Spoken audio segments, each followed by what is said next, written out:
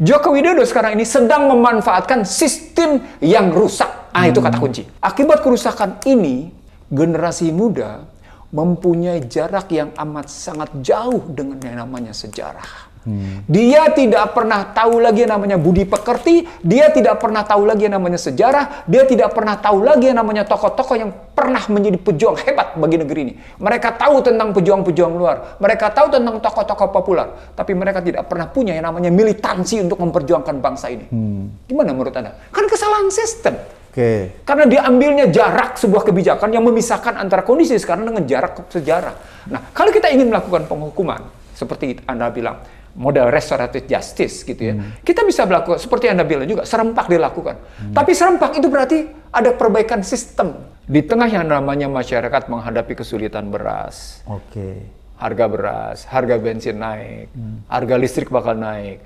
Maka masyarakat tidak akan terlalu peduli dengan soal demo begini. Dia lagi memikirkan hidupnya. Itu yang saya sebut sebagai politik perut.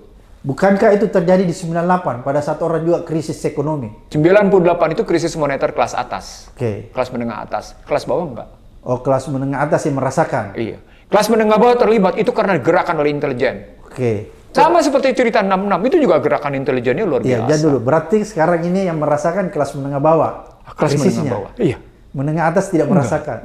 Sehingga itu yang Anda maksudkan, rakyat lagi memikirkan dirinya, tidak memikirkan hal lain. Iya. Kira-kira begitu? Iya. Jadi kalau begitu Bung Ihsanuddin, tidak bisa eskalasinya besar. Nah, kalau eskalasinya mau besar tentu ada strategi. Ya, apa itu strategi? Jadi ada cara, ada strategi, ada cara, ada tujuan, ada momentum, ada pemimpin.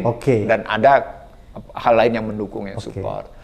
Nah, 5 variabel itu perlu kita tanya. Nggak terpenuhi semua sekarang? Terpenuhi, tetapi pemimpinnya siapa? Nggak ada ya? Nggak ada. Momentumnya ada nih sekarang. Momentum dapat ya? Dapat momentum. Pemimpinnya nggak dapat? Nggak dapat. Anda tidak melihat misalnya hadir seseorang yang seperti Amin Rais di tahun 98? Nggak bisa.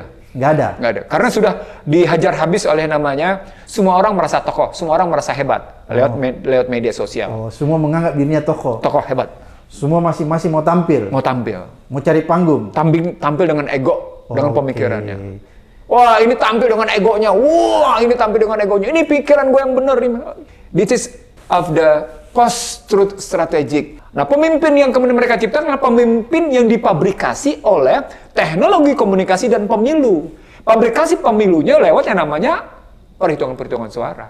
Pabrikasi lewat komunikasinya, Anda orang sederhana, baju aja nggak sampai 100.000, sepatu nggak 100.000. Tapi anak menantu, celana Hermes, sepatu Hermes,